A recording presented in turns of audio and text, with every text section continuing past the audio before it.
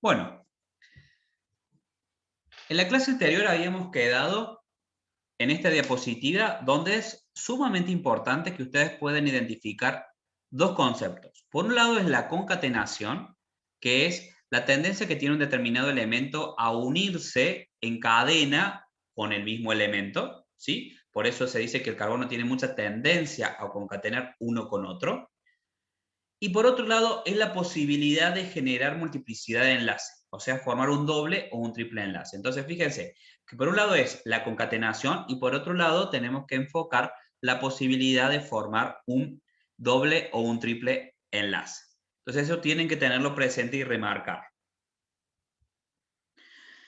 Con respecto al análisis de otra de las propiedades del carbono, tenemos que analizar cuáles son los óxidos que se conocen del mismo. De ellos tenemos tres bien caracterizados. Por un lado el monóxido de carbono, el dióxido de carbono, que son los que más de alguna manera conocimiento tenemos, y también tenemos lo que se conoce como el subóxido de carbono, al cual nosotros de alguna manera no le vamos a dar demasiada trascendencia, sino vamos a abocar al monóxido y al dióxido. Con respecto al monóxido de carbono, tanto el monóxido como el dióxido de carbono son gases, y una particularidad que tenemos que tener en cuenta en el caso del monóxido de carbono, que es un gas tóxico, ¿sí?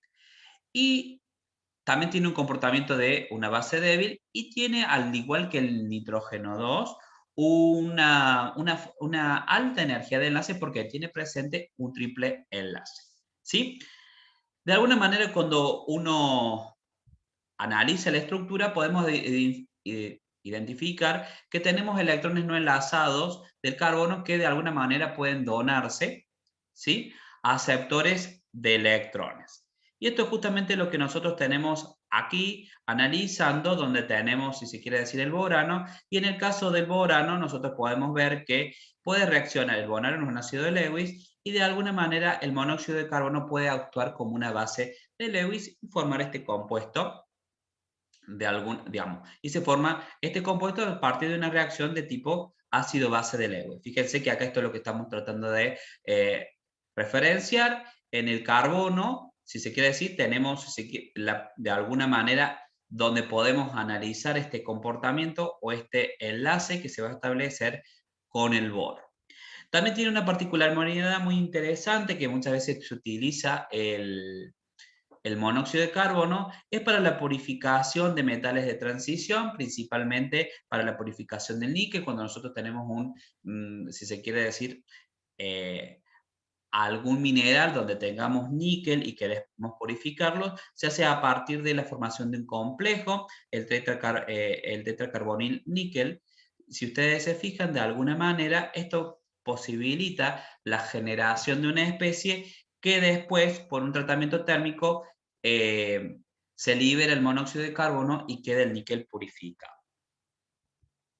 ¿Qué sucede con el dióxido de carbono? Bueno, en el caso del dióxido de carbono, si uno analiza y ve esta tendencia que tienen o esta particularidad que tienen los elementos cabeza de grupo de formar multiplicidad de enlace, nos damos con la condición de que el dióxido de carbono es el único dióxido del grupo 14 que es volátil. ¿Por qué? Porque de alguna manera se generan moléculas discretas, y estas moléculas discretas, si bien digamos, son moléculas discretas, que cuando uno analiza la polaridad de la molécula es apolar, y debido a su bajo peso o a la baja disponibilidad de electrones que tiene la molécula, las interacciones de dispersión de London son muy débiles, por lo cual uno lo encuentra el dióxido de carbono en condiciones ambientales en estado gaseoso.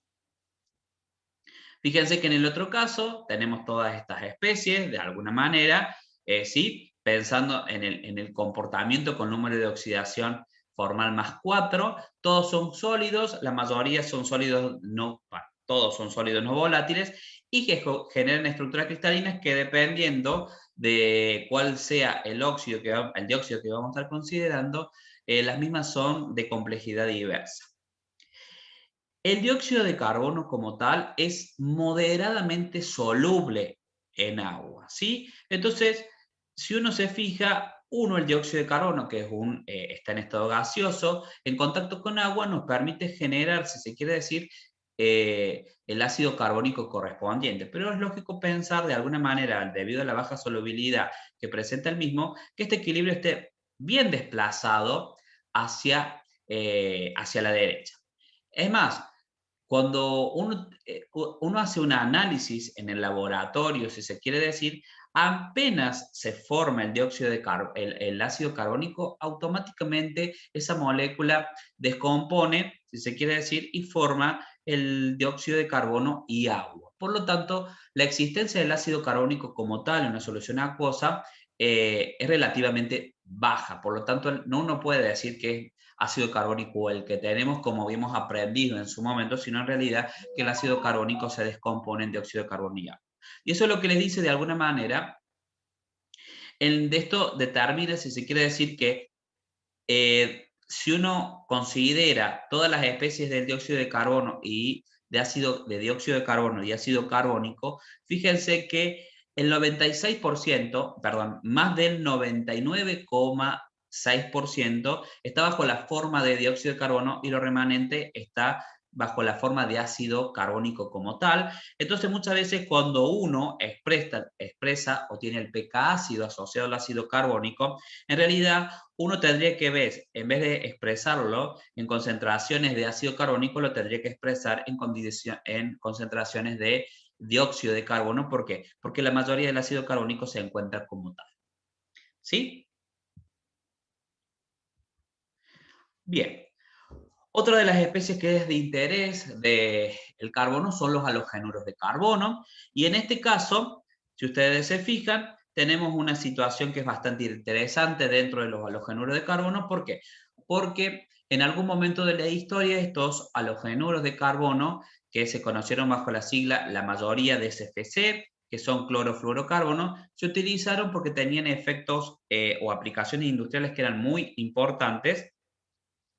Pero con el paso del tiempo se encontró que estas propiedades hacían que muchos de ellos tuviesen estas propiedades que valían, por ejemplo, su uso en la refrigeración, principalmente, que en la actualidad hay algo, digamos, en la refrigeración, en la generación de aerosoles. Si ustedes se fijan, muchas veces estos tipos de, digamos, estos tipos de gases muchas veces indica que son libres de CFC, y bueno, se demostró de alguna manera que estos CFC tenían implicancias muy marcadas y efectos nocivos, principalmente en la destrucción de la capa de ozono y también en lo que se conoce con digamos, exacerbar el calentamiento global, ¿sí?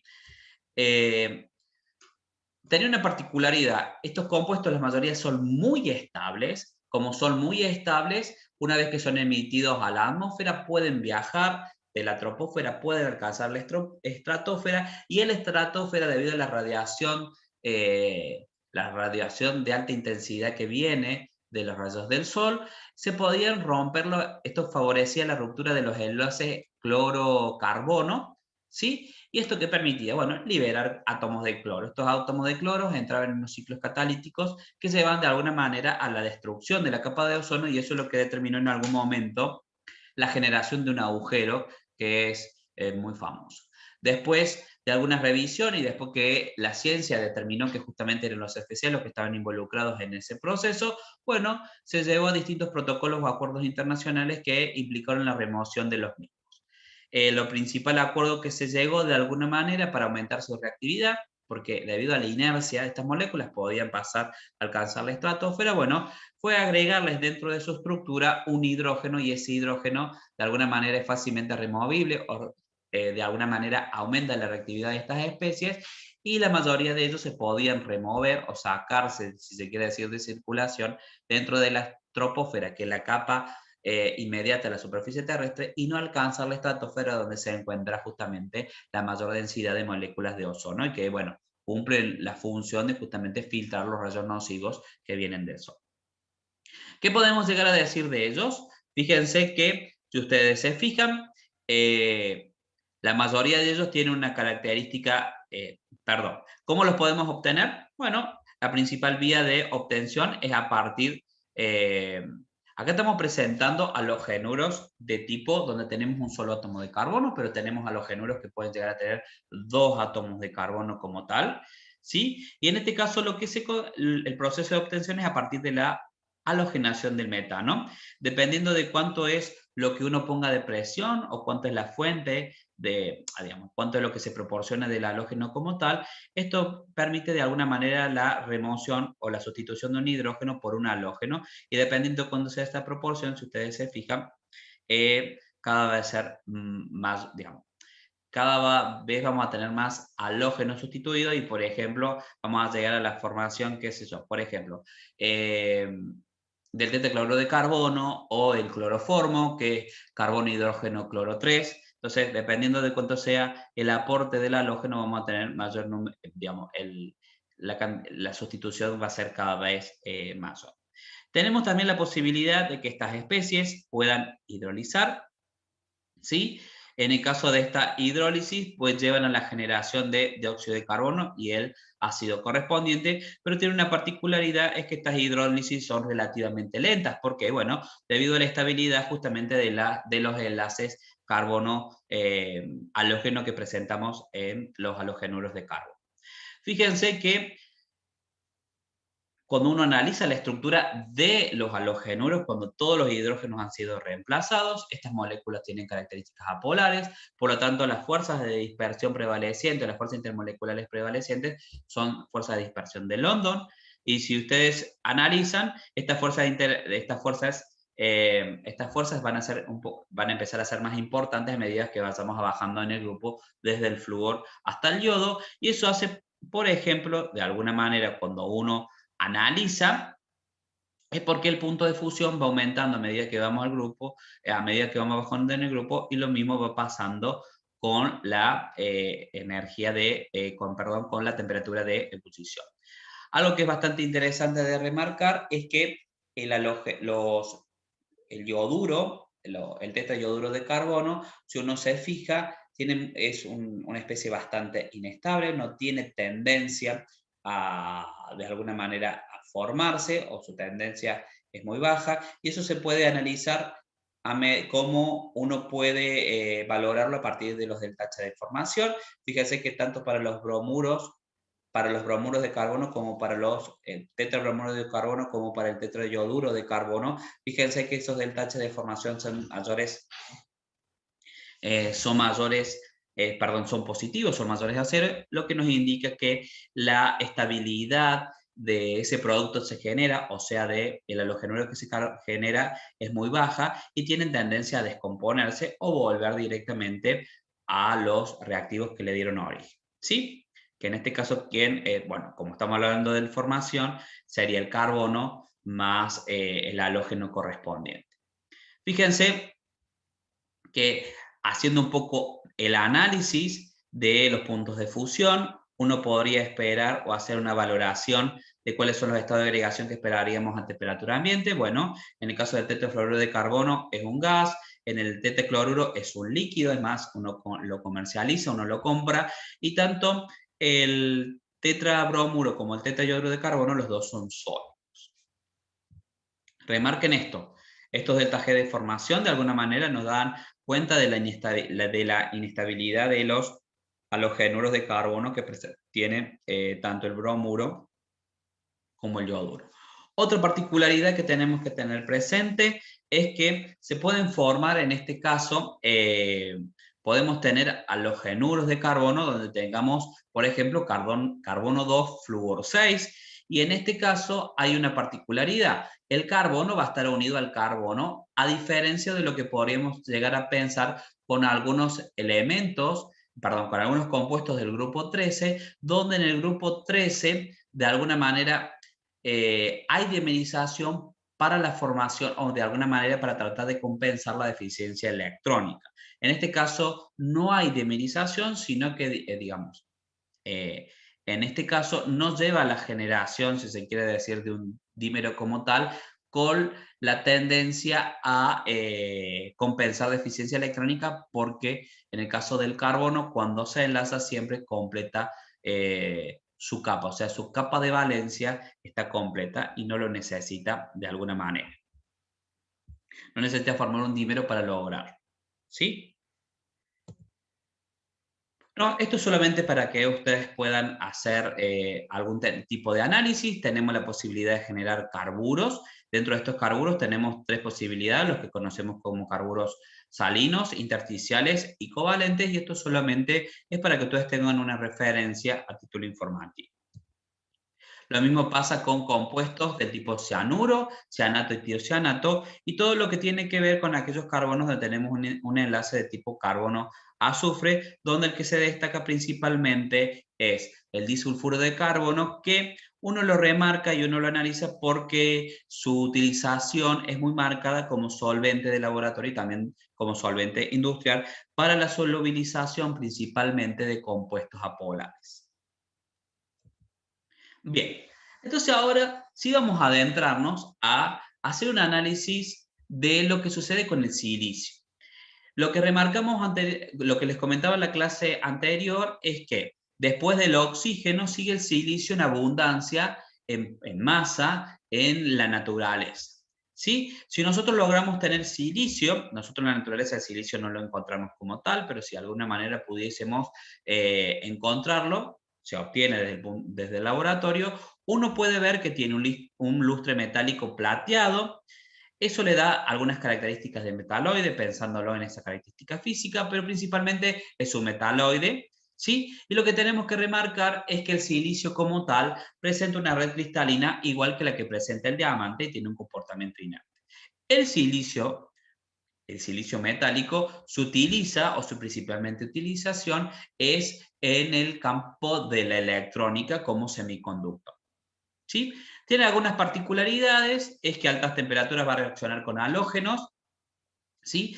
También va a reaccionar con oxígeno, formando el sílice, el dióxido de silicio, y también tiene la posibilidad de reaccionar con nitrógeno. Hay algo que sí tenemos que tener en cuenta también, es que el silicio puede reaccionar con bases fuertes, y de alguna manera llega a la formación de silicatos. Fíjense que en este proceso es un proceso de tipo óxido de reducción, donde el silicio se va a estar oxidando y lleva a la generación de hidrógeno, por lo tanto, a la reducción del hidrógeno involucrado en este proceso. Pero de nuevo, remarquen esto, la importancia de que ustedes pueden valorizar que en esta reacción se genera uno de los enlaces que es relevante para la química del silicio, que es la generación de un enlace covalente silicio-oxígeno.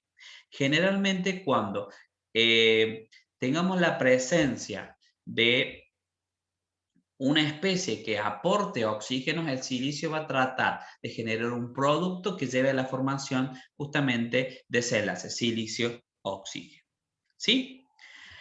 Algo que tenemos que tener presente es que dentro del silicio, algo que es de relevancia es la sílice, que es el dióxido de silicio. Fíjense en que cuando uno analiza, no hay ninguna especie que aporte absorciones, si se quiere decir, en el UV, perdón, en el visible, por lo tanto nosotros lo vamos a tener, vamos a ver lo que es un sólido transparente, ¿sí? Al UV, por eso se lo utiliza muchísimo en la generación de cerda de cuarzo, porque no tiene absorciones ni en el infrarrojo, perdón, no tiene absorciones sí, ni en el infrarrojo, ni en el visible, ni tampoco tiene absorciones en el UV, por lo tanto se utiliza mucho para generar celdas de cuarzo, ¿sí? O celdas aquellas donde tengamos que hacer mediciones, donde nos importa tener un recipiente que no absorba en el UV. Este dióxido de silicio tiene una característica, es que este sólido, de alguna manera, tiene una estructura de tipo diamante, como si fuese el silicio elemental, es aislante y de alguna manera es muy estable desde el punto de vista, es estable desde su reactividad. Pero fíjense que hay una particularidad, es que es estable mientras no lo hagamos reaccionar ni con fluoruro de hidrógeno, ni con flúor, ni con soluciones alcalinas. ¿Por qué? ¿Por qué con soluciones alcalinas? Bueno, porque de alguna manera puede llevar a la solubilización de las mismas como tal. Por lo tanto, si ustedes se recuerdan, ya habíamos comentado en su momento de que cuando uno quiere almacenar una base fuerte, por ejemplo, una solución de hidróxido de sodio, de potasio, o también podríamos una solución de hidróxido de bario, no lo haríamos en una botella de vidrio porque su constitución principalmente es con la estructura de silicio-oxígeno, del enlace silicio-oxígeno, por lo tanto tendríamos que utilizar otro tipo de enlace como tal. Pero ¿por qué de alguna manera la sílice o el cuarzo, que también es constituyente principalmente de los vidrios y que lo que les voy a mostrar a continuación tiene que ver un poco con el esmerilado, si se quiere decir, del vidrio, cuando hacemos eso, digamos, cuando también uno quiere hacer el esmerilado del vidrio o cuando uno quiere darle algún toque artesanal, si se quiere decir, a un vidrio.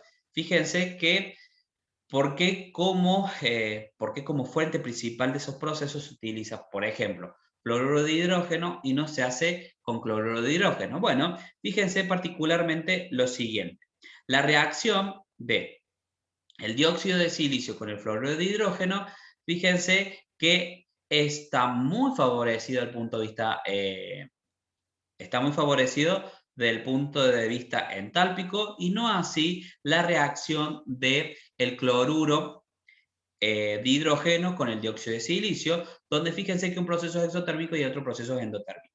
¿Y eso a qué se debe principalmente? Bueno, por la energética o lo favorable que es el enlace silicio-flúor con respecto al enlace silicio-cloro. Obviamente que principalmente esto se debe a la longitud de enlace. Acá tenemos un átomo que es mucho más pequeño, menos voluminoso, por lo tanto, de alguna manera esa distancia va a ser más favorable, va a ser menor y por lo tanto la energía de enlace va a ser mayor. Y eso hace, si ustedes se fijan, que el dióxido de silicio puede reaccionar con el fluoruro de hidrógeno y eso es lo que se vale que muchas veces, ahora no tanto, pero anteriormente, para lo que les comentaba, para el tratado de vidrios, para el grabado de vidrios, se usa ácido fluorhídrico, una solución de ácido fluorhídrico con respecto a otros ácidos minerales. Una particularidad que tienen, también tiene el silicio, pero que se diferencia totalmente de carbono, es que puede formar algunos silanos. Es decir, algunas estructuras de silicio e hidrógeno, pero fíjense que siempre van a tener esta estructura. Silicio N, hidrógeno 2, 2 por N más 2. ¿Esto qué significa? Que es una cadena de silicio totalmente saturadas de hidrógeno. Por lo tanto, ¿eso qué nos indica? Que en el caso de estas estructuras, de estos silanos, no vamos a tener la posibilidad de encontrarnos con doble enlace, que eso ya lo hemos hablado, ya lo hemos reflexionado a qué se debe. Bueno, porque de alguna manera para que se forme el doble enlace, la aproximación de un silicio con otro silicio tiene que ser tal que permita un eficiente solapado lateral. Y eso no se da cuando nosotros tenemos átomos voluminosos, como es el caso del silicio. Y tampoco tienen mucha tendencia a concatenar, porque si uno se fija de alguna manera, en el caso de los silanos solamente llegamos de 1 a 10 átomos de silicio. Esta tendencia de alguna manera a concatenar también la podemos ver en el germanio, pero solamente en los germanos llegamos hasta 9, y en el caso de los estananos solamente se encuentra, si se quiere decir, o uno puede ver que puede generar un enlace estaño-estaño y ahí de alguna manera cortamos el hidruro de estaño que uno podría analizar. Entonces, ¿qué debemos remarcar de acá? Que el silicio no tiene tendencia a concatenar. En realidad, que el silicio cuando forma silano, o sea, enlace silicio-hidrógeno, no tiene tendencia de alguna manera a tener una estructura como hidrocarbonada, como presenta el carbono, solamente que esto permitiría hasta 10 átomos de silicio y no va a presentar insaturación. ¿Qué hablamos con insaturaciones? Que no va a poder presentar dobles o triples enlaces, que es lo que ya hemos discutido, la razón de por qué se debe eso. Si ustedes se fijan, cuando uno también puede analizar y hace una comparación entre lo que serían estructuras saturadas de hidrógeno, en el caso del carbono, y estructuras saturadas de hidrógeno, en el caso del silicio, remarquen, esto sería la familia de los alcanos para el carbono, estos son los silanos. Los alcanos son los que no presentan insaturación, porque cuando tenemos hidrocarburos que tienen insaturación, generalmente nos referimos a alquenos o alquinos. En este caso estamos haciendo referencia a alcanos. Y fíjense que la estructura cuando no tenemos saturación, es lo que le decía. Por cada átomo de carbono que vamos a encontrar, nosotros nos vamos a encontrar con esta cantidad de átomos de hidrógeno. Por eso, en el caso del metano, que es carbono, hidrógeno 4, acá como tenemos un átomo de carbono, 2 por 1 es 2, bueno, más 2, 4. Entonces, carbono, hidrógeno 4. Si tuviésemos 2, que es el eteno, que es el etano, sería carbono 2, sería 4 más 2 son 6, y eso es la estructura que nosotros encontramos. Carbono 2, hidrógeno 6 corresponde al etano. Bueno, el mismo análisis vamos a hacer en el caso de los silanos. Recuerden ustedes que ahora, en este caso, tanto silanos como alcanos son moléculas apolares, y la fuerza de dispersión, digamos, la fuerza intermolecular son fuerza de dispersión de London. Entonces, en el silano, como el silicio es más grande, las fuerzas de dispersión de London, en este caso, son más importantes, y eso hace, si ustedes se fijan, que los puntos de ebullición sean mayores para los silanos que con respecto a los alcanos. Pero de nuevo, remarque, fíjese que no son puntos de ebullición altísimos, porque estos están en Kelvin, ¿sí? 298 sería temperatura ambiente, entonces nos encontraríamos más o menos en esta situación, para que ustedes puedan ver que los puntos de ebullición tampoco son muy marcados en un caso con respecto al otro. Bien. Los silanos tienen una particularidad, que en presencia generalmente de fuentes de cloro, ¿sí?, tienen la posibilidad, si se quiere, de reaccionar y formar lo que se conocen como clorosilanos. Estos clorosilanos, dependiendo de la cantidad que uno provea, podemos reemplazar un hidrógeno, podemos reemplazar varios hidrógenos, ¿sí? Entonces ahora tenemos la particularidad de que estos clorosilanos pueden hidrolizar, o sea que pueden reaccionar con moléculas de agua, y nos llevan a la generación de estructuras mucho más complejas. Eso es lo que se conoce como siliconas. En el caso de las siliconas, fíjense en que ahora estas estructuras no tienen oxígeno, pero ahora la hidrólisis de las mismas con oxígeno nos lleva a generar que los silicios ahora empiezan a unirse entre ellos a partir de un puente con oxígeno. Esto es lo que es la estructura típica de las siliconas, que si esto fuesen 4 oxígenos, fíjense que en algunos casos son 4 oxígenos, en este caso no, pero si fuesen 4 oxígenos y no tuviésemos estos grupos alquilos, serían silicatos, ¿tá? Pero en este caso, como tenemos grupos alquilos involucrados, o sea, grupos del punto de vista de la química orgánica, esto nos lleva a la generación de productos que tienen un carácter orgánico, que son justamente las siliconas. Las siliconas, ¿cuáles son las características principales que tienen? Bueno, que son repelentes al calor, son muy resistentes a la temperatura, también tienen características de agentes térmicos y son inertes. Debido a todas estas estructuras, las siliconas se utilizan muchas veces como material de pegamento, como material de llenado, y muchas veces en este material de llenado puede ser material de relleno, tanto desde el punto de vista de la industria como también del punto de vista corporal. En el caso de los halogenuros de silicio, que era lo que habíamos visto que se podían generar en estas reacciones cuando hacemos reaccionar el silano con una fuente de un halógeno, ¿sí?, tienen mucha tendencia a hidrolizar, a diferencia también de los halogenuros de carbono. Y bueno, esta tendencia a hidrolizar principalmente se debe ¿a qué? A que voy a tener un oxígeno involucrado, que nos va a llevar a la generación de un enlace silicio-oxígeno, que eso es muy favorable, pero también a la posibilidad de que estos silicios, digamos, ahora el silicio, al pertenecer al periodo 3, tiene disponibilidad de orbitales D. Entonces, al tener tiene disponibilidad de orbitales D, ahora cuando el agua empiece a regenerar el ataque, si se quiere decir, al silicio, en este caso fíjense que el silicio tendría una densidad de carga positiva, en el caso del agua tendría una densidad de carga negativa, entonces se genera este ataque, si se quiere decir, pensando en una reactividad de ácido de base de Lewis. Fíjense en que ahora el silicio no solamente va a establecer un enlace silicio-oxígeno, que es muy favorable, sino que también lo puede realizar. ¿Por qué? Porque de alguna manera se genera un intermediario de reacción, que está pentacoordinado. ¿Por qué se puede generar este intermediario Pentacoordinado, bueno, porque justamente ahora el silicio puede cambiar su hibridación y de alguna manera, al cambiar su hibridación, puede establecer esta interacción. ¿Sí? Una vez que se da esta situación, fíjense que ahora se establece el enlace oxígeno-silicio y bueno, de alguna manera lleva a la pérdida de cloruro de hidrógeno. Pero lo más importante es que tienen que remarcar o analizar que la formación de este intermediario pentacoordinado es lo que favorece, si se quiere decir, la reactividad del silicio cuando uno lo quiere comparar de alguna manera con la reactividad de los halogénuros de carbono, que no tienen la posibilidad, si se quiere decir, de generar este intermediario de reacción pentacoordinada. Como lo hemos referenciado, la química del silicio está totalmente relacionada a su enlace con el oxígeno y eso de alguna manera es lo que nos permite llevar a la generación desde el punto de vista inorgánico o de estructuras de interés desde el punto de vista inorgánico que son los silicatos.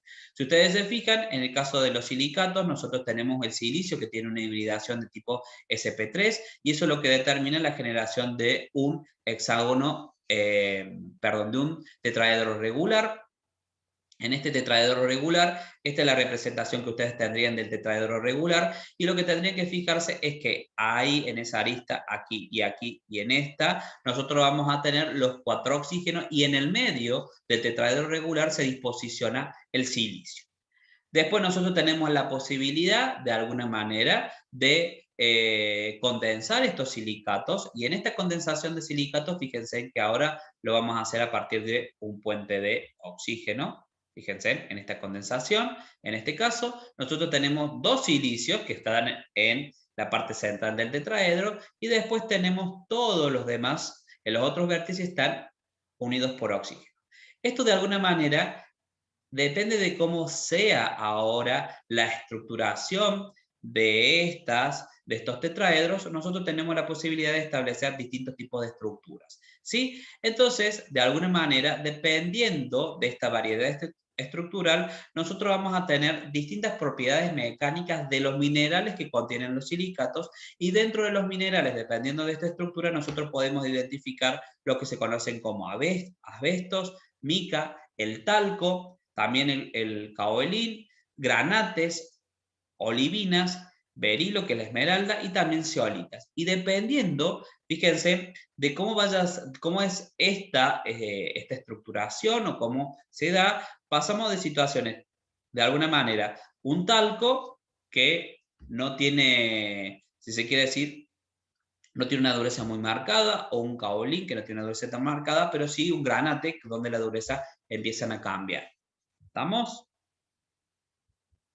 Bueno, acá algunos comentarios con respecto al germanio. Sí, lo que tenemos que tratar de identificar es que sus propiedades químicas son muy similares al del silicio, por lo tanto tiene un comportamiento de metaloide y su uso actual está muy asociado a la industria de la electrónica.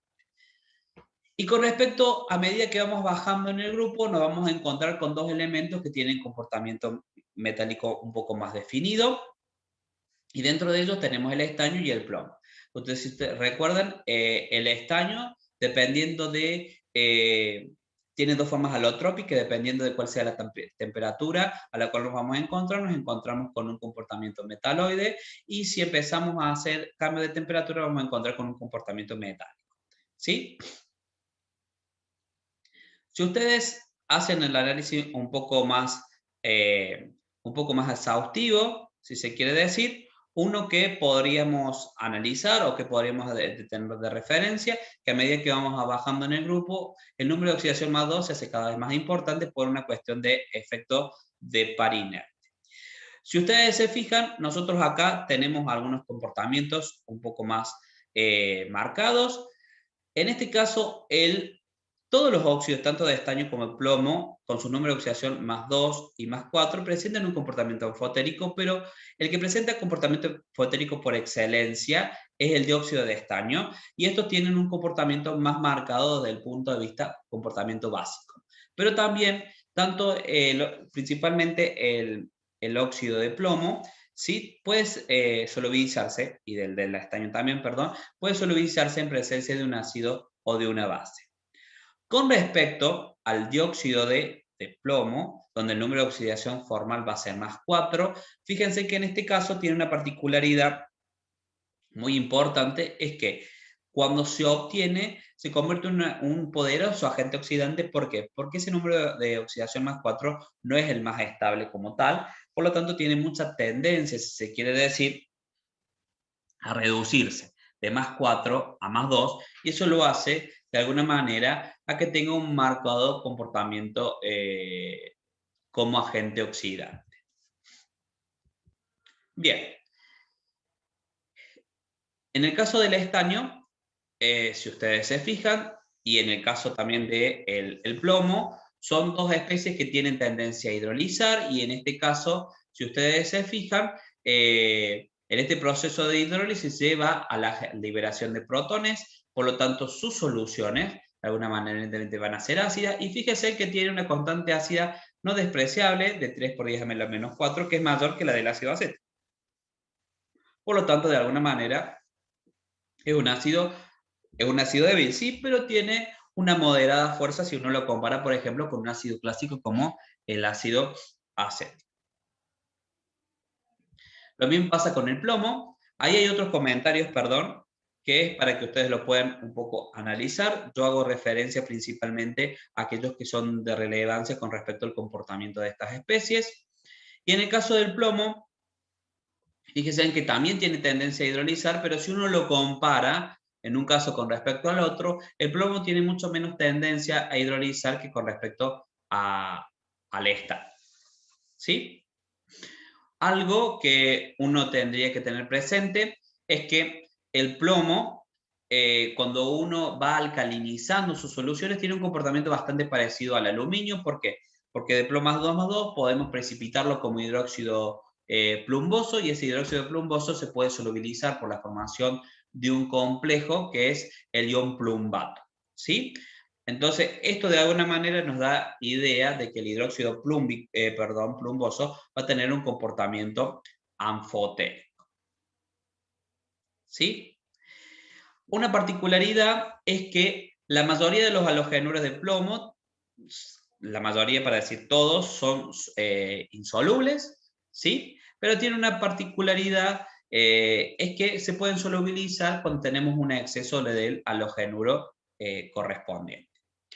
Algo que es bastante interesante también de remarcar es que la mayoría de las sales, si quieren lo podemos poner de esta manera, la mayoría de las sales donde está involucrado el plomo +2 como catión son insolubles, ya sea desde los halogenuros, como les comentaba recién, pero también desde los sulfatos, los carbonatos, los cromatos y los sulfuros.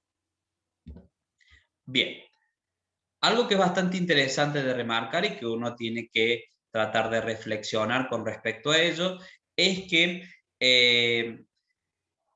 el plomo, varios compuestos del plomo se utilizan principalmente, lo que les había comentado en algún momento, se utilizan en las baterías, ¿sí? Y eso hace muchas veces que la mala disposición de los residuos que se generen, que contienen plomo, hacen de que el mismo pueda alcanzar la naturaleza, y el plomo tiene, el plomo +2, tiene de alguna manera efectos nocivos muy marcados, no solamente para el medio ambiente, sino también para la salud.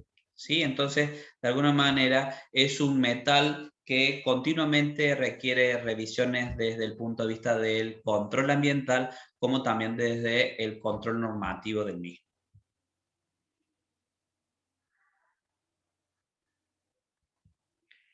Bien, entonces, esto con respecto al grupo 14, toda la información, ustedes se van a dar cuenta que es extensa la información que hay de cada uno de los elementos. Yo siempre lo que trato es de remarcarle los conceptos que son más importantes, y cuando ustedes hagan el ejercicio de estudio, traten de guiarse de lo que esté indicado en la diapositiva. ¿Para qué? Para que puedan concentrar su estudio en las propiedades que nosotros consideramos, en aquellas propiedades, aquellos conceptos que nosotros consideramos más relevantes. Bueno, ahora vamos a avanzar con respecto al grupo 15. Dentro del grupo 15 nos vamos a encontrar con un grupo que es bastante interesante por de alguna manera las distintas aplicaciones que los podemos encontrar desde el punto de vista industrial y que son de relevancia de alguna manera. Entonces en este grupo nos vamos a encontrar con el nitrógeno, nos vamos a encontrar con el fósforo, con el arsénico, con el antimonio y con el bismuto.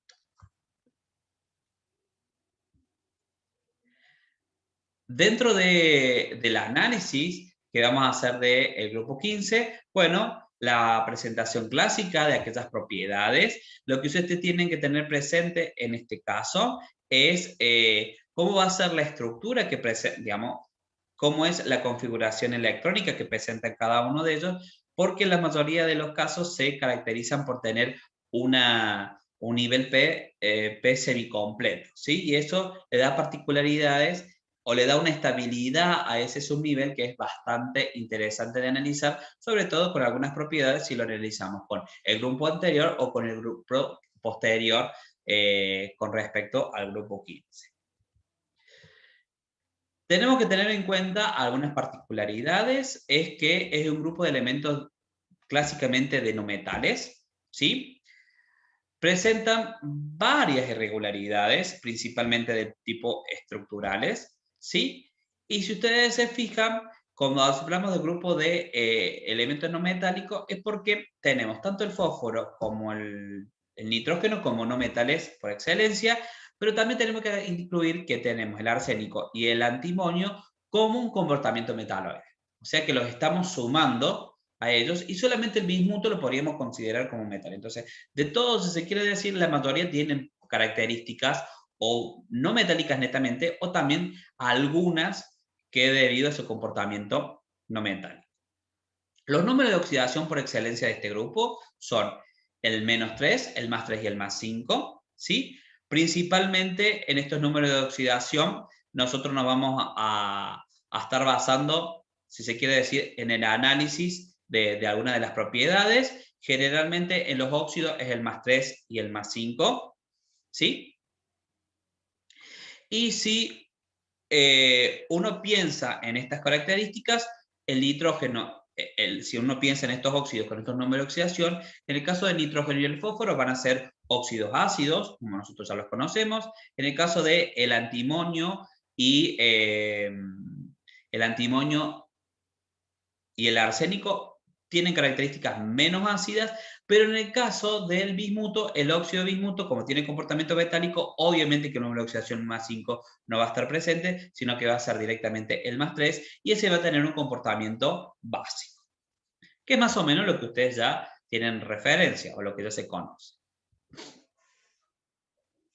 ¿Cuál es la principal forma de obtención del nitrógeno? Bueno, el nitrógeno hay distintas formas de obtenerlo dependiendo de la aplicación que uno quiera tener, si se quiere decir, con respecto a él. La obtención desde el punto de vista en el laboratorio, una de las más importantes es a partir de la descomposición térmica del nitrito de amonio, donde si ustedes se fijan se genera por calentamiento el nitrógeno y se libera agua en ese proceso, ¿sí? También vapor de agua.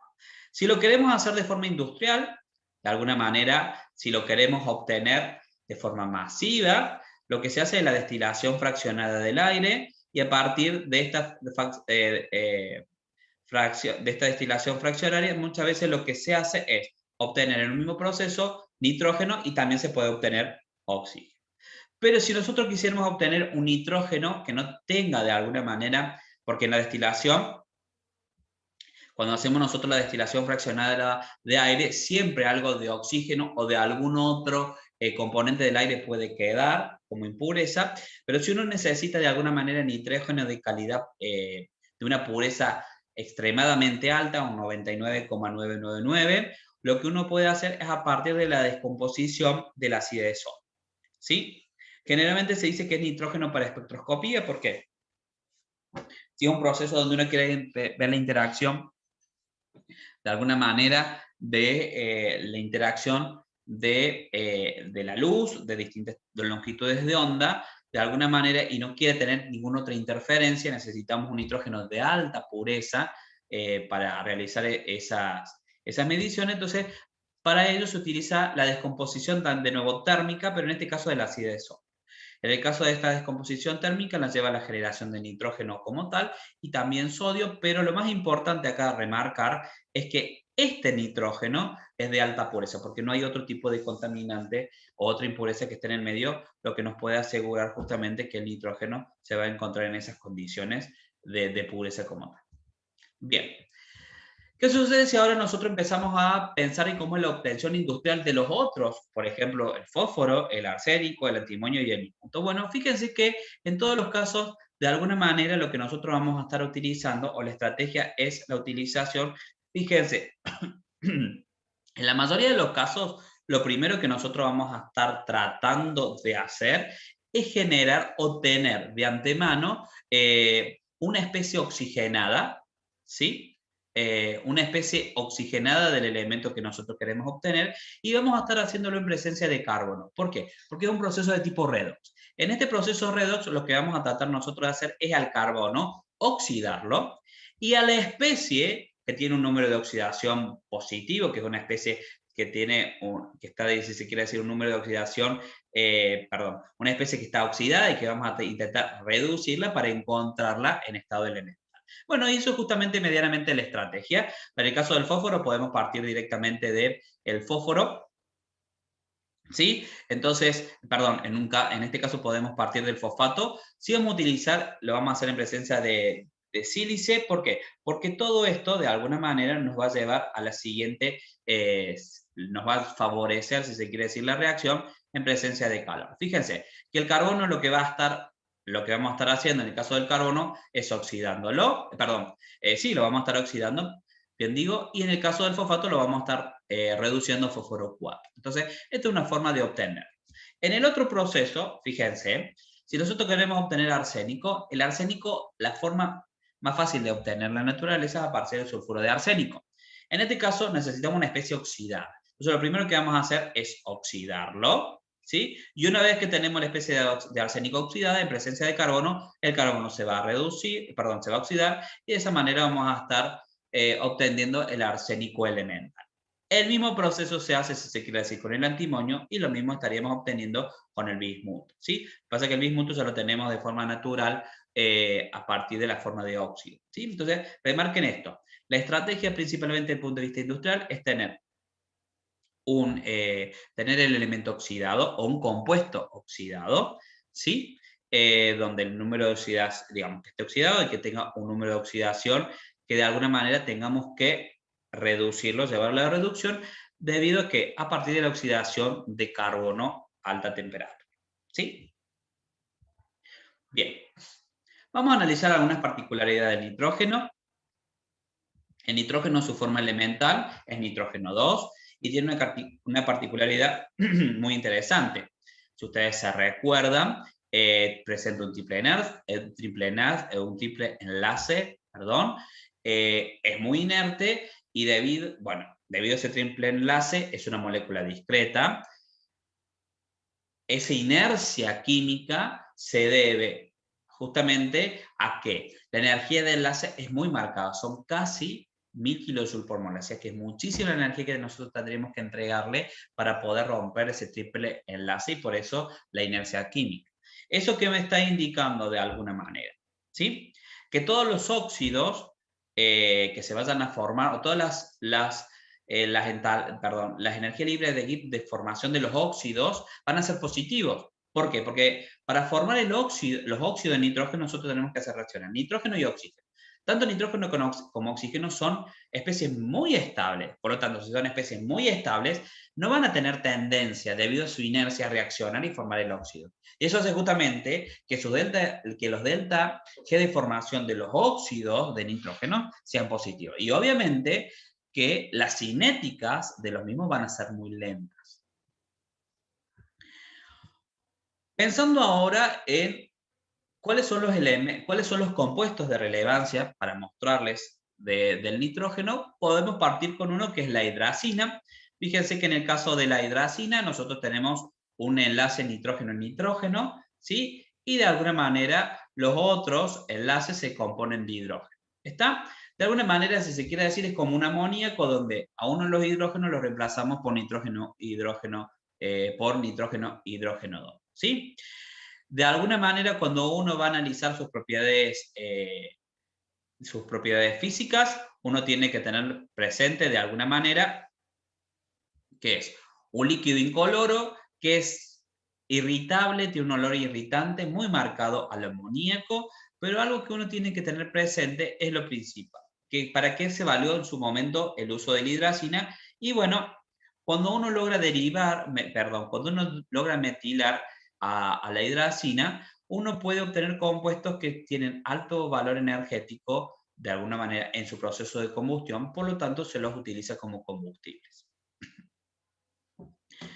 La obtención generalmente de la hidracina, no es para que ustedes lo sepan, pero es para que ustedes lo puedan analizar. Fíjense que es la reacción del amoníaco en presencia de hipoclorito en exceso, y eso justamente es lo que nos va a llevar a la formación de este compuesto.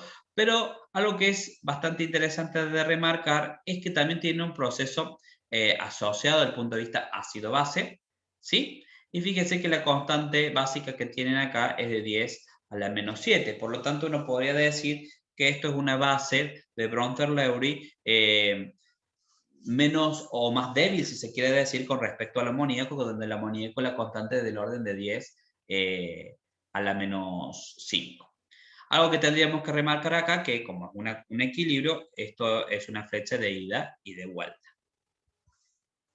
Con respecto al amoníaco, ¿qué podemos llegar a decir? A diferencia de la hidracina, generalmente uno lo puede encontrar en estado gaseoso, tiene tendencias a condensar a un líquido y presenta un alto punto de ebullición comparado a lo que uno podría esperar, y eso se debe justamente a la presencia de puentes de hidrógeno. ¿Cuáles son las propiedades que nosotros podemos llegar a tener? Bueno, que disuelve sales, lo disuelve en menor proporción que el agua, obviamente, y genera soluciones conductoras. Pero ya lo que vimos anteriormente es que también puede generar soluciones metalizadas. ¿Por qué? Porque en la generación o en la reactividad o la reacción con metales alcalinos, ustedes se recuerdan, se lograba la solvatación de los electrones que liberaba el metal como tal, lo vimos en el caso del sodio, y eso es lo que generaba de alguna manera la presencia de un color azul profundo, y que de alguna manera, si ustedes se recuerdan, cuando eso se empezaba a sufrir un proceso de concentración, bueno, justamente eso llevaba a la generación de soluciones que tenían propiedades conductores muy marcadas. ¿Sí? ¿Cuál es el proceso de obtención del amoníaco? Que esto es bastante interesante, es a partir del proceso de Haber. Es un proceso que se utiliza actualmente para la generación de amoníaco y que consiste en la reacción de nitrógeno con hidrógeno, ¿sí? Y que de alguna manera esta reacción, bajo determinadas condiciones, sobre todo si pensamos en condiciones ambientales, no se estaría muy favorecida. Entonces, ¿cómo logramos para que este proceso de Haber, desde el punto de vista termodinámico, opere en condiciones industriales que sean favorables? O sea, que el rendimiento de esta reacción sea marcado. Entonces, para ello lo que hacemos es jugar, si se fijan, si se quiere decir, de alguna manera con lo que conocemos de esta reacción. Entonces, si ustedes se fijan, nosotros tenemos que esta reacción tiene un delta H negativo, por lo tanto es una reacción exotérmica. Entonces, en una reacción exotérmica, para que de alguna manera se favorezca la misma, uno lo que tiene que hacer es bajar la temperatura. Porque ustedes recuerden que nosotros cuando tenemos una reacción exotérmica, uno puede visualizar al calor como un producto. Si nosotros empezamos a bajar la temperatura, si se quiere decir, de alguna manera es como si estuviésemos consumiendo el producto, y estamos favoreciendo, si se quiere decir, la reacción desde la izquierda hacia la derecha. Entonces, fíjense cómo hacemos para, de alguna manera, favorecer, y eso nos llevaría, si se quiere decir, cuando bajamos la temperatura, que esta reacción se desplace hacia la derecha, y eso favorecería la obtención del amonio. Entonces, si ustedes se fijan, una de las estrategias de la misma es trabajar a baja temperatura. Bueno, en este caso,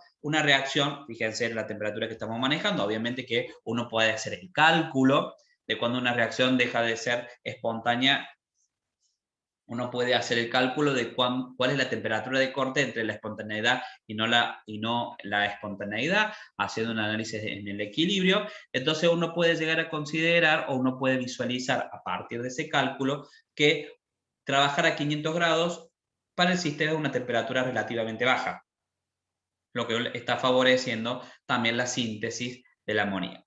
Pero también, si ustedes se fijan, ustedes recuerden que había una premisa que cuando uno aumentaba la temperatura, perdón, la presión, el sistema se desplazaba hacia donde teníamos menor número de moles gaseosos. Entonces, en este caso, si ustedes se fijan, acá tenemos 4 moles gaseosos y acá tenemos 2. Entonces, trabajar a altas presiones haría que esta reacción a su vez también se desplazaría hacia donde tenemos, hacia, digamos, si se quiere decir, hacia productos, lo cual nos conlleva lo cual conlleva la generación del amoníaco.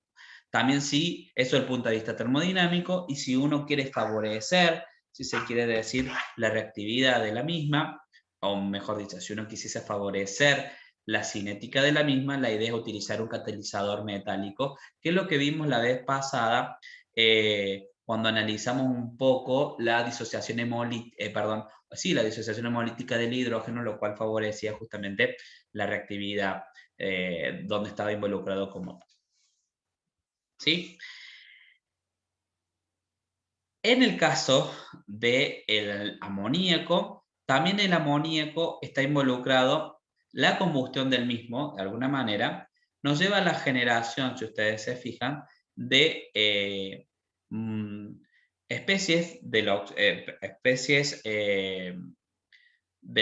perdón, la oxidación del amoníaco nos lleva a la generación de óxido de nitrógeno, y estos óxidos de nitrógeno de alguna manera son los que están involucrados en el proceso de Oswald que lleva a la generación del ácido nítrico. Algo que tenemos que tener presente es que el amoníaco puro también tiene procesos de autoionización, pero si uno los compara con el agua son mucho más despreciables, ya que la constante del agua es 1 por 10 a la menos 14.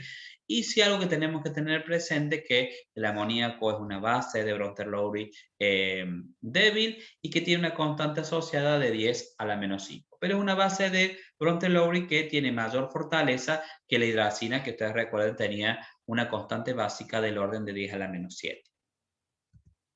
Bien, dentro de lo que les comentaba recién, algo que es bastante interesante, algo que no les comenté recién y que es importante remarcar, es que en estos casos el número de oxidación que te presenta, el número de oxidación formal del nitrógeno es de -3 en todos estos casos, tanto en la hidracina como en el amoníaco.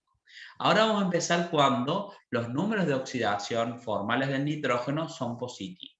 Cuando el nitrógeno forma oxígenos principalmente, esto remárquenlo, cuando el nitrógeno forma sus óxidos, están bien caracterizados todos los números de oxidación posibles, desde el +1 hasta el +5. Obviamente que los de relevancia van a ser el +3, el +5, porque eso nos van a conducir a los oxoácidos conocidos del nitrógeno, que son el ácido nítrico y el ácido nitroso, pero no significa que los otros no se conozcan. Si uno analiza las fórmulas de cada uno de ellos, si ustedes se fijan, esto es solamente para título informativo, todos, ¿sí? Todos, hasta el dióxido de nitrógeno, fíjense que a temperatura ambiente, a 25 grados, todos están en estado gaseoso, ¿sí? Presentan distintos tipos de colores. En los dos primeros casos son incolores, después pasa por un color rojizo, después pasa por un color naranja. En el caso del tetróxido de dinitrógeno, que fíjense que en el caso del tetróxido de dinitrógeno es una dimerización del dióxido de nitrógeno, pasamos de un estado gaseoso a un estado líquido, que generalmente tiene colores amarillentos, y en el caso del pentóxido de dinitrógeno tenemos un sólido que es volátil, pero cuando uno analiza la estructura, en realidad uno puede identificar, si se quiere decir, estructuralmente podemos hacer la analogía, no podemos hacer la analogía, sino que estructuralmente podemos identificar un catión y un anión, ¿sí? En el caso del anión está identificado por el anión nitrato, y en el caso del catión es lo que se conoce como nitronio. Entonces, esta estructura, esta fórmula de alguna manera uno lo puede pensar como una sal. el nitrato de nitrógeno, ¿sí? Algo que les había comentado anteriormente, todas las entalpías de formación y lo que corresponde con los delta G de formación de estos óxidos van a ser todos positivos, lógicamente, porque los elementos del cual estamos partiendo para la formación de los mismos, que es nitrógeno y oxígeno, son muy estables, por lo tanto no están favorecidas la formación de estos óxidos como tal, ¿sí? Por lo tanto, generalmente su formación se da en sistemas de muy alta temperatura, que por ejemplo tenemos en los procesos de combustión de un vehículo, ¿sí? Donde se da todo el proceso de combustión, si se quiere decir, la generación energética del funcionamiento de un motor. Bueno, ahí se da a altísimas temperaturas y eso lleva a que el nitrógeno y el oxígeno ambiental en esas condiciones permita justamente la generación de estas gamas de óxidos de nitrógeno. Bien, haciendo algún tipo de relevancia para que ustedes puedan analizar, fíjense que el óxido de nitrógeno, que es este, son dos átomos de nitrógeno unidos, después, digamos, son dos átomos de nitrógeno, el cual uno de ellos se une a un oxígeno. Estas son las dos estructuras de resonancia que se conocen como tal, pero algo para que ustedes tengan presente es que durante mucho tiempo se lo utilizaba como anestésico. En la actualidad, obviamente que se ha dejado su utilización, pero bueno, es como para tenerlo presente que es el primero que se conoce de la lista y en muchos casos se lo conocía como el gas de la risa porque la inhalación de lo mismo provocaba una sensación que provocaba, bueno, que uno tuviese tendencia a reírse. En el caso del óxido nítrico, que es bastante interesante y que me interesaría que ustedes les llame un poco la atención, la nomenclatura que tiene. El óxido nítrico es NO, no es lo que nosotros conocemos como N2O5, y eso se debe justamente al uso de la nomenclatura tradicional. Cuando uno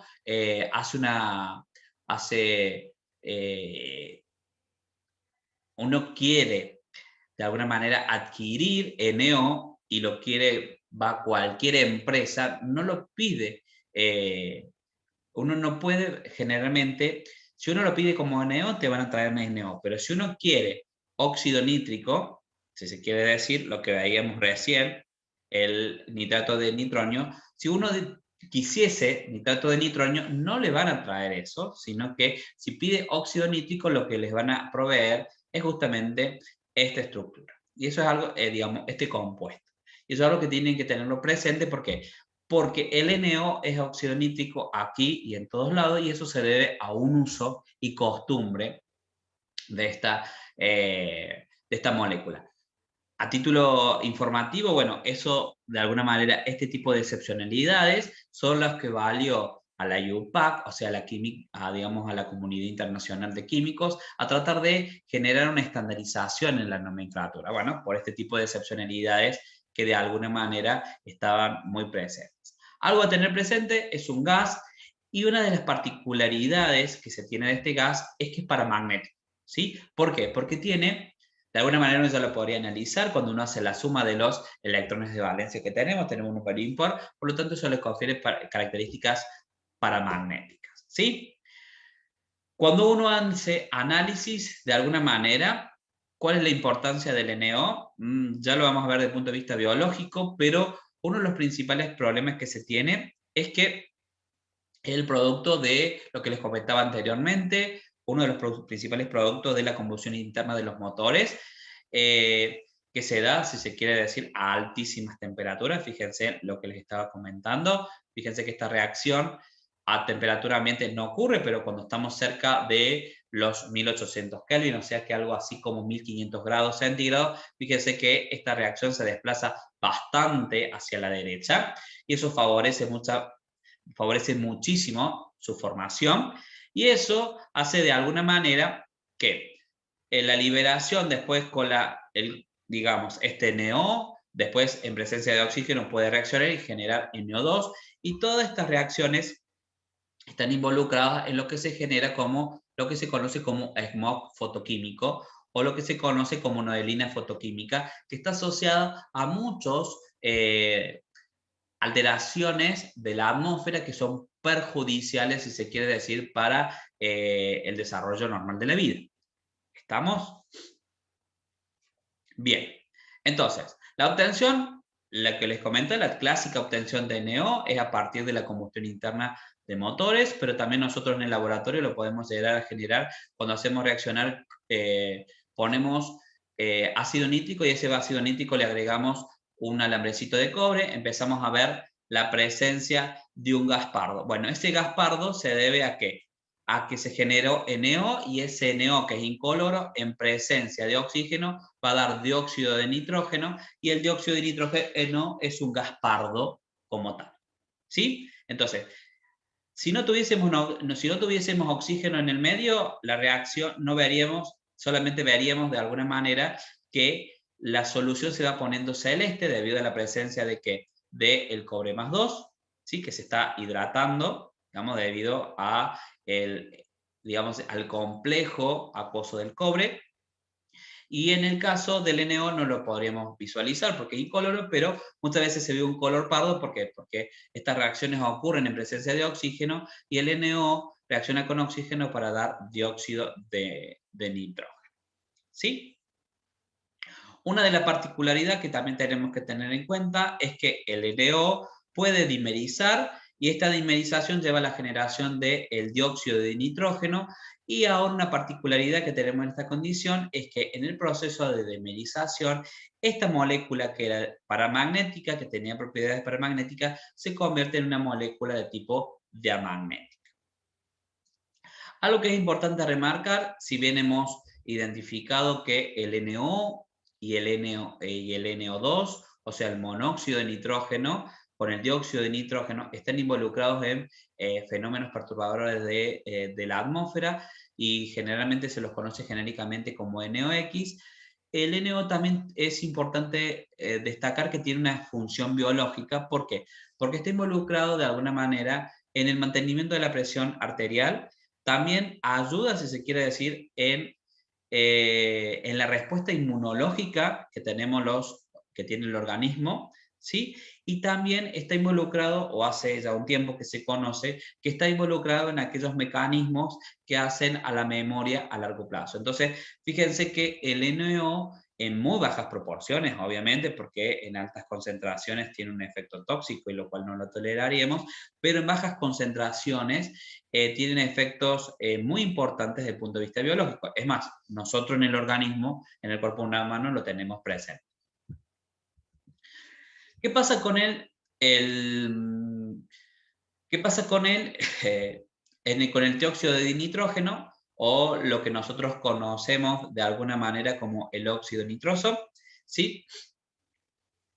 En el caso del óxido nitroso, de alguna manera es el que nos va a llevar a la generación por su hidratación del ácido nitroso, y después la ionización del mismo nos va a llevar a la generación del nítrico. ¿Sí?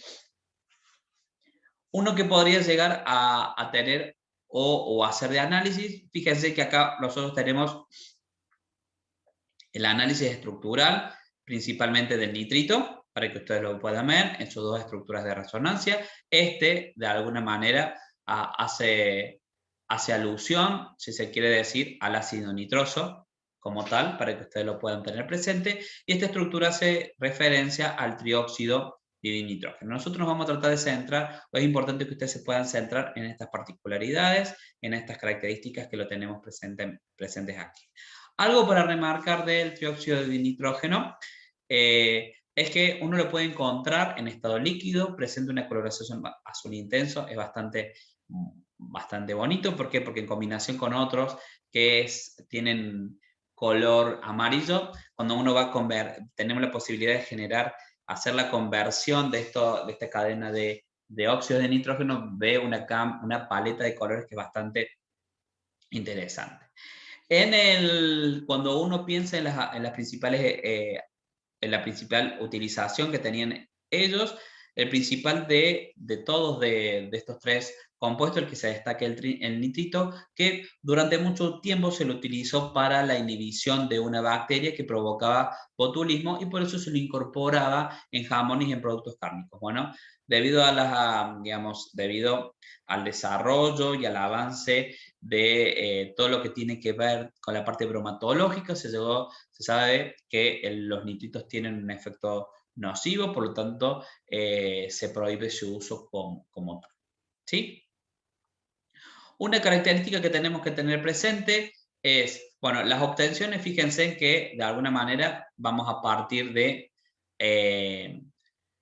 la oxidación, se quiere decir, del ácido nítrico, que nos va a llevar justamente a la generación del trióxido de nitrógeno. Este trióxido de nitrógeno en contacto con agua nos va a llegar a la generación del ácido nitroso. ¿Sí? Y también otra de las alternativas que podríamos llegar a tener, fíjense que ustedes tienen acá la reacción de nitrito de bario con un ácido fuerte.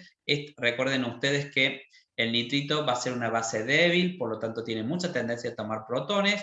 Entonces, en este proceso de protonación nos lleva a la generación del ácido, pero también está impulsada, ¿por qué? Porque a medida que se va generando el ácido, se va generando un producto que es muy estable, que es el sulfato de bario, que tiene una marcada tendencia a precipitar. ¿Sí? Las reacciones que se conocen, y que es lo que a mí me interesa que destaquen ustedes, es que lo que ya conocemos, el ácido nitroso, es un ácido débil, ¿sí? Donde la constante asociada es de 10 a la menos 4, y también tenemos que tener en cuenta que sus soluciones acuosas son inestables. El ácido nitroso también, como tal, tiene tendencia a descomponerse. Fíjense que en este caso, en un proceso de desmutación, tiene tendencia a oxidarse y reducirse a la vez, y eso es algo que ustedes deberían remarcar. En el caso del óxido como tal, en el caso del óxido, su oxidación va a llevar a la generación muchas veces también de el dióxido, perdón, como vimos anteriormente, todas las familias de los óxidos de nitrógeno, de alguna manera, su utilización está principalmente basada en emplearlos, o todos van a ser conducidos, si se quiere decir, para la fabricación del ácido nítrico. Uno de ellos, de todos los óxidos, uno que es de relevancia es el dióxido de nitrógeno como tal, y una particularidad del dióxido de nitrógeno es que el dióxido de nitrógeno también tiene propiedades diamagnéticas, tiene posibilidades de establecer una dimerización, y en esta dimerización se genera el tetróxido de nitrógeno. En el caso del dióxido de nitrógeno es un color pardo, pero ahora cuando de alguna manera genera el dímero, se lleva a cabo el proceso de dimerización, se genera un dímero que es incoloro, ¿sí? Muchas veces uno puede apreciar esta situación en esta reacción.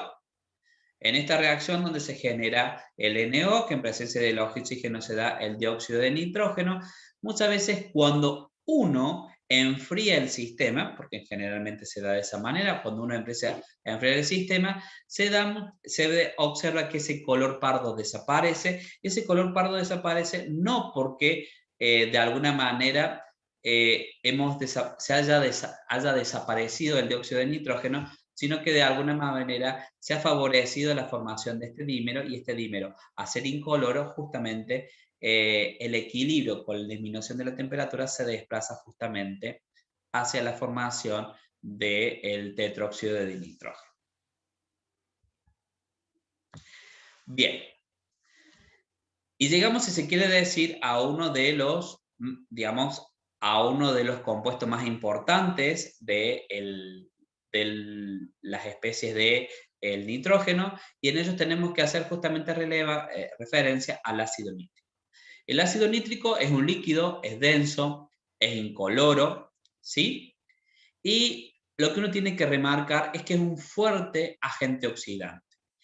Es incoloro, pero muchas veces tiene pequeñas concentraciones de dióxido de nitrógeno, y eso es cuando uno lo analiza y lo ve a detalle, por ahí ve ligeras coloraciones o tonalidades amarillas.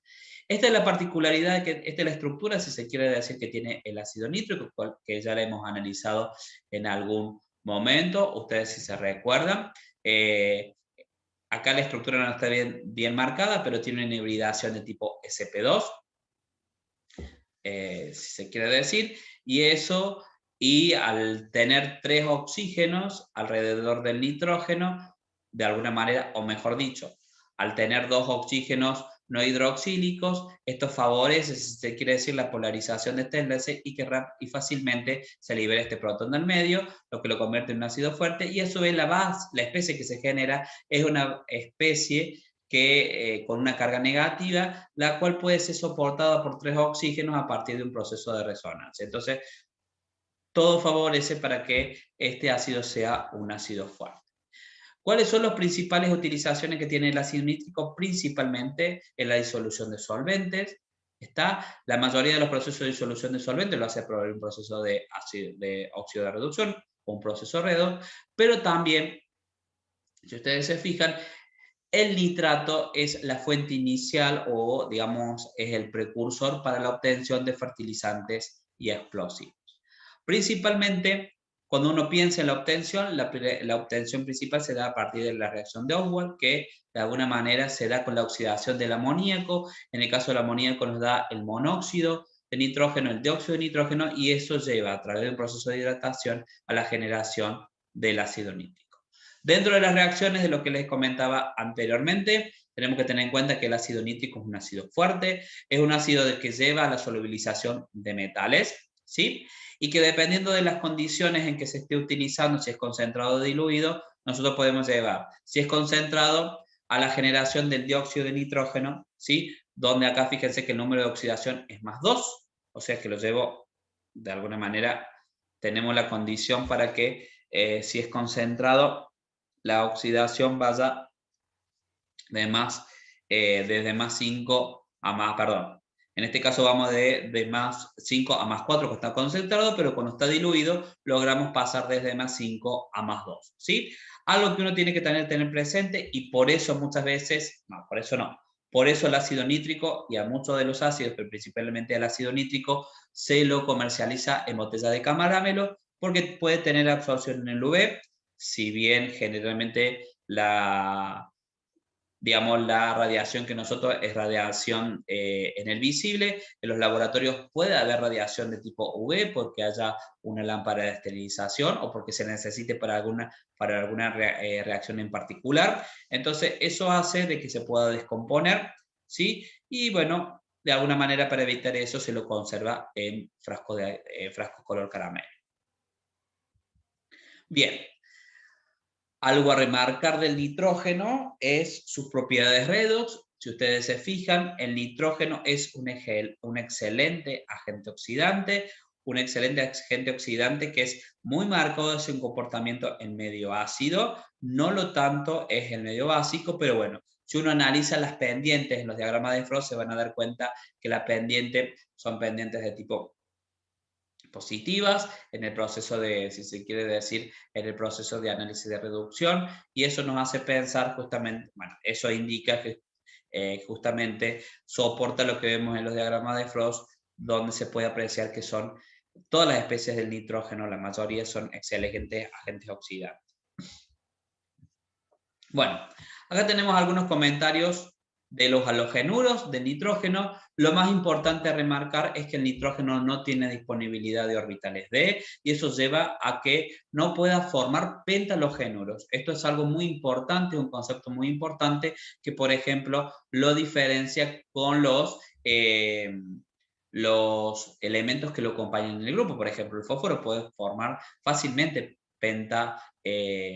pentalogenuros, ¿sí? También tenemos la posibilidad de analizar algunos, dentro de los halogenuros podemos visualizar el trifluoruro de nitrógeno, ¿sí? Y en este caso, cuando uno lo analiza,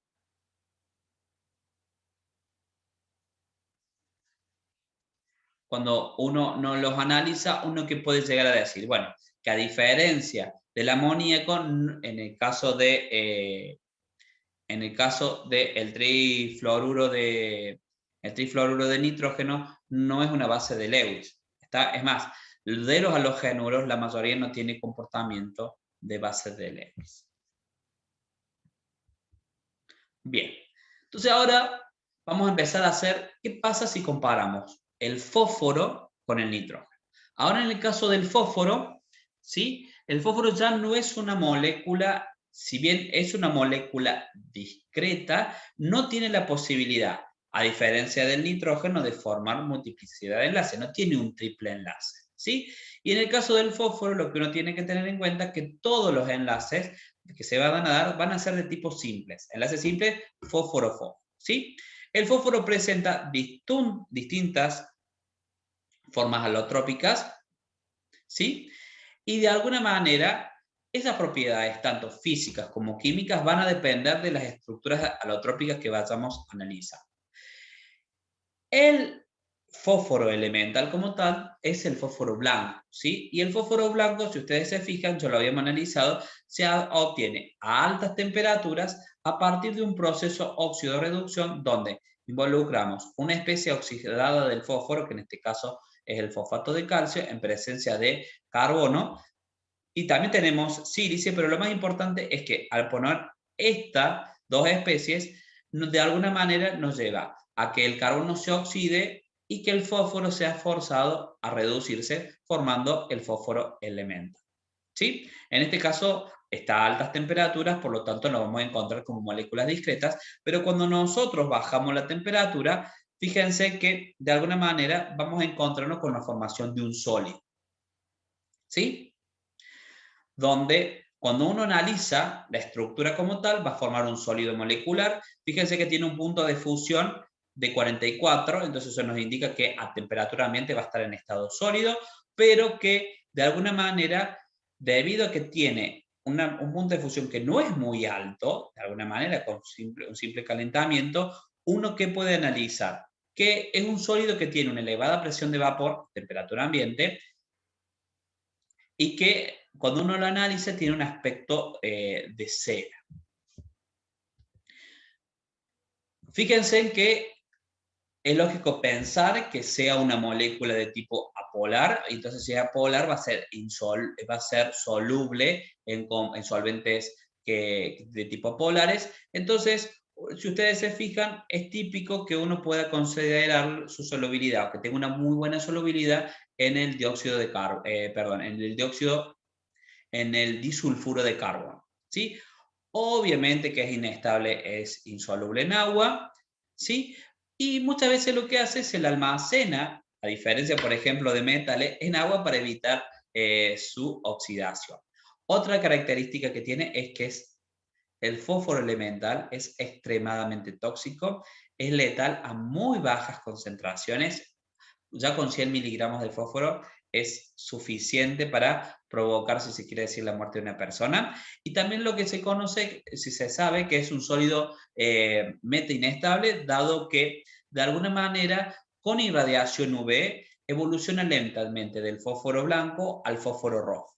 Cuando uno analiza este comportamiento, si se quiere decir, fíjense que tiene una entalpía no muy grande, pero está favorecida. ¿Por qué? Porque es exotérmica. Bien, si empezamos a hacer un análisis de las propiedades, uno puede tener en cuenta que el fósforo 4 es de todas las variedades alotrópicas la más reactiva. ¿Y a qué se debe esto? Bueno, si uno analiza un poco la estructura, se va a dar cuenta que en la molécula hay ángulos fósforo-fósforo que son de 60 grados. Esto de alguna manera, si uno lo piensa, lo trata de imaginar, es un ángulo muy pequeño, es un ángulo muy cerrado de lo que uno podría esperar para cuando tenemos un enlace de este tipo. Y eso es lo que esto lo que provoca de alguna manera es que el solapamiento que se den entre ellos, entre los orbitales atómicos, sea muy pobre, sea muy débil. Entonces, eso determina que este enlace, si se quiere decir, fósforo-fósforo, sea muy débil. Recuerden, tenemos una marcada tensión estérica en la molécula. ¿Por qué? Porque este ángulo es muy pequeño. Sumada a esta tensión estérica, que se debe justamente a esta estructura que tiene la molécula, el solapamiento va a ser muy ineficiente, va a ser pobre el traslape, y eso justamente lleva a que el enlace sea muy débil. Todas estas condiciones hacen de que justamente el fósforo 4 sea una molécula muy reactiva. Y es más, fíjense que en presencia de aire, en contacto de aire, arde, o sea que con el oxígeno que presenta el aire, puede arder por temperaturas por encima, si se quiere decir, a los 30 grados, a los 35 grados centígrados, y por eso muchas veces se lo utiliza para fabricar ingenios incendiarios. ¿Sí? Entonces, esa es la razón que muchas veces se le da al fósforo. Otra de las particularidades es que cuando tenemos atmósferas húmedas y estamos por debajo de los 35 grados, se lleva de alguna manera a una oxidación del fósforo, y en esta oxidación lo que generamos nosotros es lo que ya vamos a ver, que es el óxido fosfórico. ¿Sí? El óxido fosfórico tiene de alguna manera un proceso, cuando está excitado, tiene un proceso de decaimiento al estado fundamental, que no es la fluorescencia, que es lo típico, sino que es la fosforescencia. ¿Sí? Entonces, esta emisión de luz, que es como más, nosotros no lo vamos a ver, pero una emisión como más prolongada en el tiempo, es lo que se conoce como fosforescencia, y es lo que muchas veces en el campo, muchas veces uno ve como lucecitas blancas en el medio del campo, y generalmente cuando uno lo analiza, se ve justo, y uno va y ve a qué se puede ver, seguramente hay un hueso que emite esta fluorescencia, y que ve esa luz, debido justamente a estos procesos que se dan de la oxidación, no sé si controlada, pero la oxidación lenta que lleva la formación de los óxidos de fósforo, el óxido fosfórico. Lo que yo les comentaba anteriormente, de alguna manera el fósforo blanco reacciona lentamente, pero puede reaccionar y convertirse en fósforo rojo.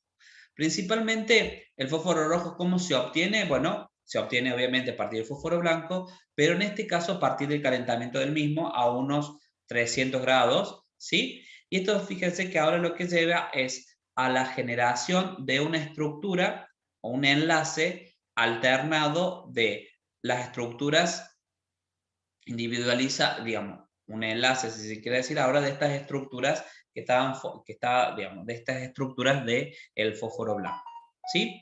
¿Qué característica tiene? Es que, bueno, va a ser una sustancia que es amorfa, ya lo podemos ver por la estructura que va a adquirir, y con un punto de ebullición, lógicamente, que va a ser mayor que la del fósforo blanco. Esta característica o esta concatenación, si se quiere decir, de las estructuras del fósforo blanco, hace de que vaya a ser menos tóxica, pero lo más importante es que hace que sea menos reactiva. Bueno, cuando uno hace el análisis, fíjense que uno puede decir que son redes tridimensionales con cada átomo de fósforo en un entorno, si se quiere decir, de tipo piramidal. Bueno, de nuevo, el fósforo rojo es insoluble, al igual que el fósforo blanco, y va a tener características o se va a solubilizar en los mismos solventes que se solubilizaba el fósforo blanco. ¿Qué sucede si de alguna manera nosotros seguimos calentando el fósforo, o mejor dicho, alguien se olvidó de apagar el calentamiento del fósforo blanco y lo deja varios días, pero sin querer también se le dispara la presión? Fíjense que ustedes podrían obtener un fósforo que se llama un fósforo negro, donde contamos con una estructura de capas, y ahora, si se fijan, cada átomo de fósforo va a estar enlazado a 3 vecinos, como tal, en estas estructuras de capa. De nuevo, si ustedes se fijan, eso es una forma alotrópica que hasta el momento no se le ha encontrado ningún interés o ninguna aplicación desde el punto de vista tecnológico. Bien, dentro de el fósforo, los que llaman la atención o los que son de relevancia son los óxidos que se forman, digamos, dentro de las especies oxidadas, lo que nos van a llamar la atención son los óxidos y los oxoácidos, y en los dos casos, dependiendo de cuál sea la demanda de oxígeno que le vayamos a dar al sistema, nosotros podemos llegar a generar el óxido fosforoso o el óxido fosfórico. Y hay algo que les tiene que llamar la atención, es que estructuralmente el óxido fosforoso y el óxido fosfórico no son fósforo 2, oxígeno 3, ni fósforo 2, oxígeno 5, sino que estructuralmente cuando uno hace el análisis son fósforo 4, oxígeno 6. La proporción se mantiene, si se quiere decir de alguna manera, ¿sí? Y dentro de los ácidos, los que son de relevancia son el ácido fosfórico, que de alguna manera es es un ácido débil, pero es el que tiene mayor fuerza desde el punto de vista de acidez. Y ahora también tenemos la posibilidad de pensar en la generación del ácido pirofosfórico, que el ácido pirofosfórico se da cuando, de alguna manera, dos moléculas de ácido fosfórico condensan, se unen, y en esta condensación lo que se libera es una molécula de agua, y esto es lo que lleva justamente a esta estructura como tal, que es lo que está presentado aquí. Dos moléculas de ácido fosfórico llevan a la condensación y a la unión de la misma por un puente oxígeno, y bueno, y a la liberación de la molécula de agua. Lo que les comentaba anteriormente, estas son las estructuras de los óxidos, ¿sí? Este es el óxido fosforoso y este es el óxido fosfórico. No es para que ustedes lo memoricen, sino para que de alguna manera tengan en cuenta que realmente estas son las unidades estructurales que se repiten, y eso lleva a que justamente sea fósforo 4, oxígeno 6, y no fósforo 2, oxígeno 3 como uno lo tenía o como uno lo aprendió o lo tiene siempre en la cabeza. Acá lo que tenemos que tratar de analizar es la familia, cómo es el óxido fosforoso y cómo es el óxido fosfórico, para que ustedes lo tengan presente. En el óxido fosfórico, para que ustedes lo puedan ver, el fósforo está unido, en este caso, fíjense que el fósforo está unido a 3 oxígenos hidroxílicos y a un oxígeno no hidroxílico, y en el caso del óxido fosforoso la estructura cambia un poquito y es bastante interesante que lo analicen. ¿Por qué? Porque uno lo puede pensar de la siguiente manera: uno de esos OH oxígeno hidroxílico fue reemplazado por un hidrógeno, y eso es justamente lo que determina la estructura del ácido fosforoso. Entonces, eso sí es por ahí de relevancia para que ustedes lo puedan analizar, y eso es lo que explica por qué uno es un ácido triprótico. Fíjense, acá tenemos 3 hidrógenos unidos a oxígenos hidroxílicos, y en este caso tenemos un ácido que es diprótico. ¿Está? Tenemos 2 hidrógenos que ponen tendencia a, digamos, de alguna manera, a eliminarse.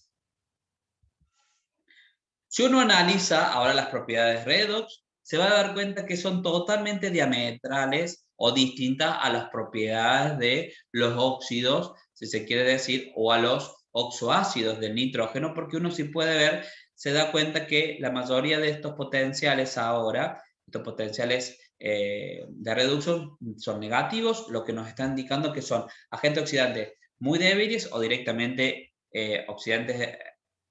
agentes oxidantes malos, como para decirlo de alguna manera, y todos muestran propiedades reductoras, ¿sí? Si uno piensa que esto tiene un signo negativo, al analizar el proceso inverso va a ser positivo, entonces nos indica que todos los estados de oxidación, excepto obviamente los más altos, porque en el caso del más 5 no le queda más tendencia que reducirse, y en el menos 3 tendencia a oxidarse, tiene propiedades de tipo reductor. Y hay algo que es bastante interesante, es que el fósforo es inestable, y es lógico que sea inestable porque va a tener, digamos, debido a lo que hemos analizado, debido a esta marcada tensión estérica, sumado al poco solapamiento de los orbitales atómicos que conllevan a la generación de un enlace muy débil fósforo-fósforo, no es lógico, es lógico pensar que va a tener tendencia a formar especies que sean mucho más estables, por eso la inestabilidad del mismo. Bien, cosa que es diferente al nitrógeno, ¿tá? Remarquen eso también, acá en el caso del nitrógeno, si nosotros comparamos las sustancias elementales, el nitrógeno no es una especie inestable que tiene tendencia a desproporcionar, sino que una especie estable como tal. En el caso de los pentahalogenuros del fósforo, tiene una particularidad, es que el fósforo, debido a la disponibilidad de orbitales de EDS, sí puede formar trihalogénuros y pentahalogenuros, ¿sí? Entonces eso también hay que tenerlo bastante presente para hacer el análisis estructural, para hacer el análisis de estas propiedades. La mayoría se dan, si se quiere decir, por halogenación directa. Recuerden ustedes que podemos poner el fósforo 4 más el halógeno correspondiente. El fósforo 4 es muy reactivo, por lo tanto es lógico pensar que se puedan llevar a cabo por la halogenación directa, excepción, si se quiere decir, de difluoruro de fósforo, que para de alguna manera lograr su síntesis se hace la floración de otro halogénuro, que en este caso es el tricloruro de fósforo. Se da una sustitución de alguna manera en un caso y en el otro, ¿sí? Recuerden de que en este caso todos van a tener una estructura de tipo piramidal en el caso de los trihalogenuros, y en el otro caso, de alguna manera, cuando uno analiza las otras moléculas, cuando analiza los pentahalogenuros, fíjese que esto nos da a pensar que es una bipirámide con base trigonal.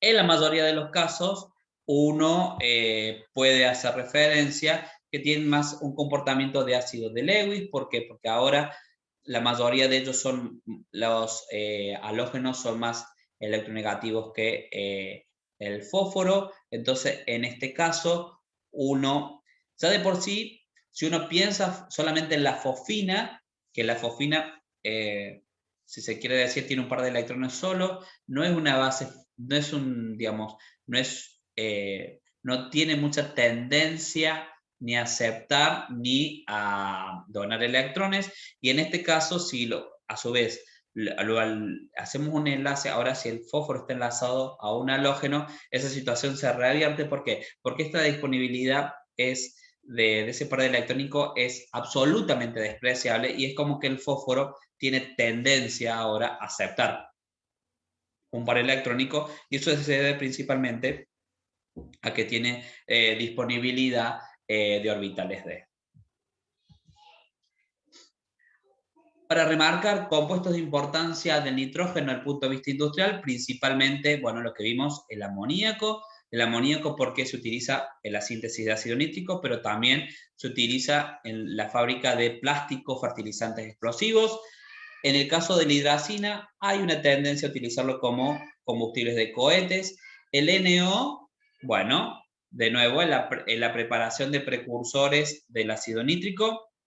El ácido nítrico como excelencia, bueno, está involucrado también, de nuevo, en la fabricación de fertilizantes y explosivos, también de colorantes, ¿sí?